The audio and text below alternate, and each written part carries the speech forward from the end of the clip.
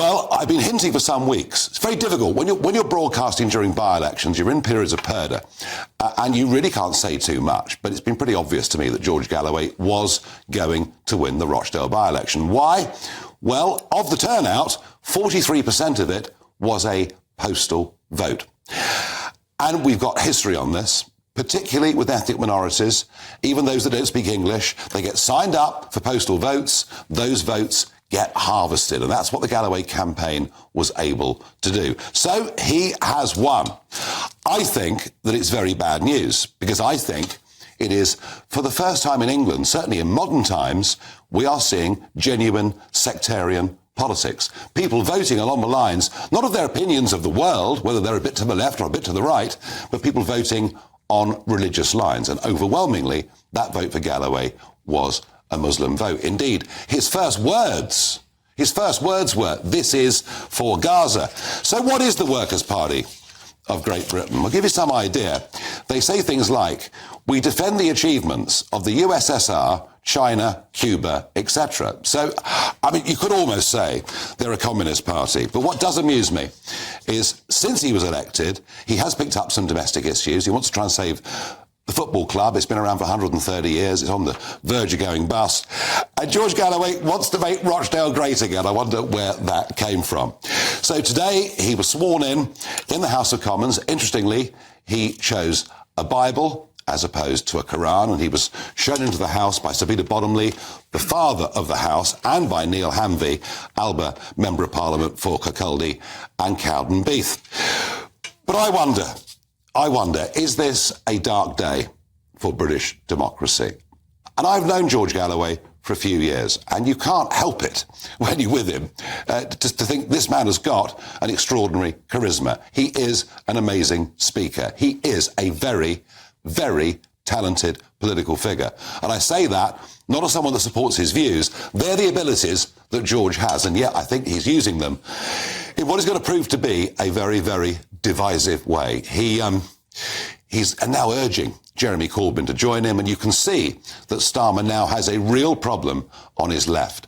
I suspect that problem won't be that big for this year's general election, but it may well be for the one that comes after that. So let me ask you, is this a dark day for Parliament and for democracy? Give me your thoughts, please. Farage on gbnews.com.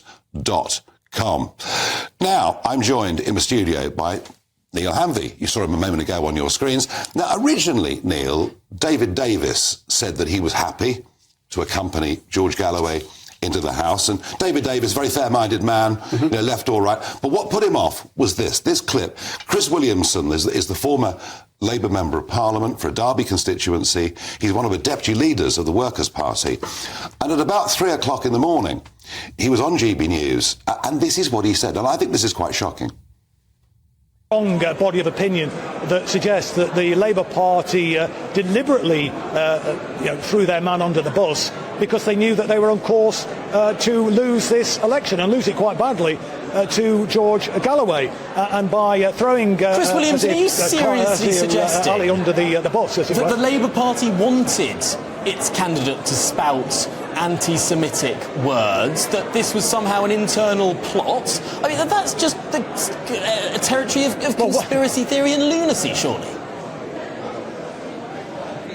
Well, no, it's not. And secondly, it wasn't anti-Semitic what he said. I mean, the theory, which is not one I subscribe to, nor does George Galloway, but it's a theory that was carried in the New York Times, no less. It's been carried by Israeli media as well. No wonder he's quite happy to sit on his hands whilst Israel is implementing a genocide in Gaza, massacring people on a daily basis. They're actually killing more children every day than actually were being killed in Auschwitz.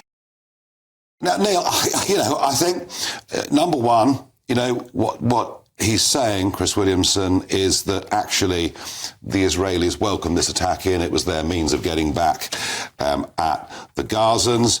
And, I mean, any comparison with Auschwitz is surely beyond the pale. I know you're a reasonable-minded man. I know you believe in free, open debate with people regardless of opinions. And, hey, you've been on this show, we agree on things, we disagree on things. Absolutely. And you are very fair-minded and a Democrat in that sense. But there are some elements, surely, of this Workers' Party of Great Britain that you must find very difficult. The responsibility that I carried out today was to bring in a new member. That is, I believe, a responsibility that should not be. I don't believe in deplatforming people. I don't believe in shutting down freedom of speech at all. And so what you can't associate is the wider political dimension with that responsibility to welcome new member to the House, because to refuse to do that, in my view, is discourtesy under parliamentary rules. I think it's churlish to behave in that way. And it's also, most importantly, an insult and an affront to the electorate that returned that member. Now, whether I agree with members from across the House, and there are some members in the Conservative benches that I agree with in certain issues, and there are members in the SNP with which I disagree vociferously around. However, the basic respect for open debate and freedom of speech is a fundamental right, and I don't believe that anyone in the House should refuse the people who elected Mr. Galloway the right to take up his seat. I get that. That's a simple principle. No, I get that, and you've explained that very clearly. Yeah. Just to one or two of the issues. We've seen sectarian politics in Northern Ireland for decades and how horrendous it can be.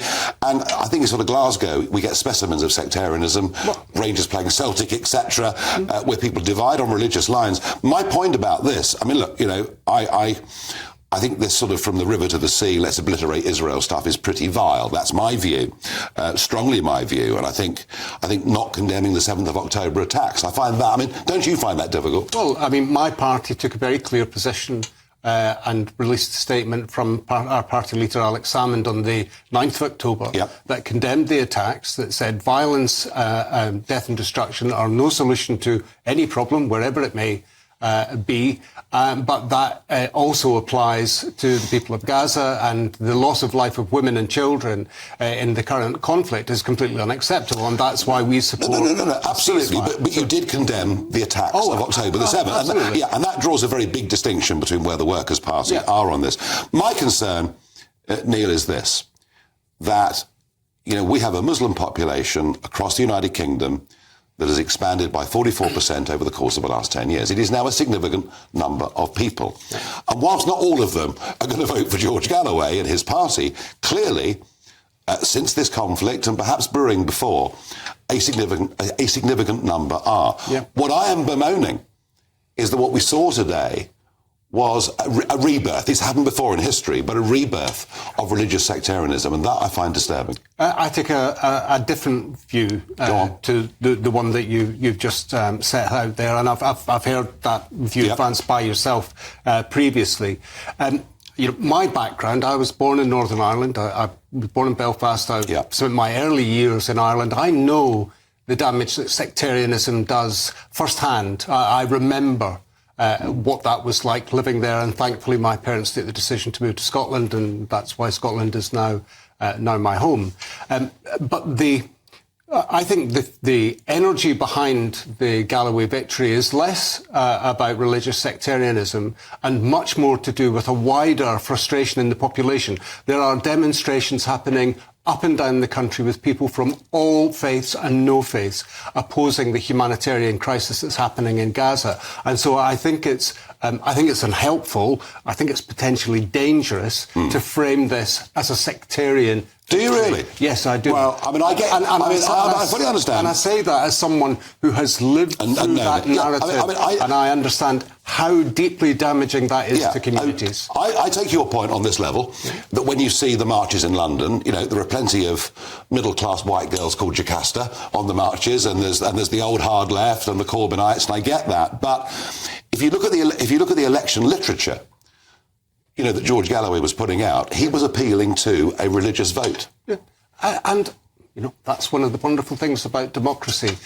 Now that George Galloway is in the chamber, when there are points on which we agree, we will hopefully collaborate. And when there are things that I disagree with him about, I will be forthright in my criticism. And that is the wonderful thing about freedom of speech and proper democracy, and that is fundamentally why Neil Hanvey, he had to take a seat. You and I take some strongly opposing views on this particular issue. I am convinced that sectarianism has arrived and it's here to stay. And I'm just going to sort of point out the false priorities of the House. This was an exchange that took place today, and it took place between Liz Twist, Labour MP for Blaydon, and she put a question to Tory Minister and MP for Kensington, Felicity Buckham. Let's have a look. Thank you, Mr Speaker.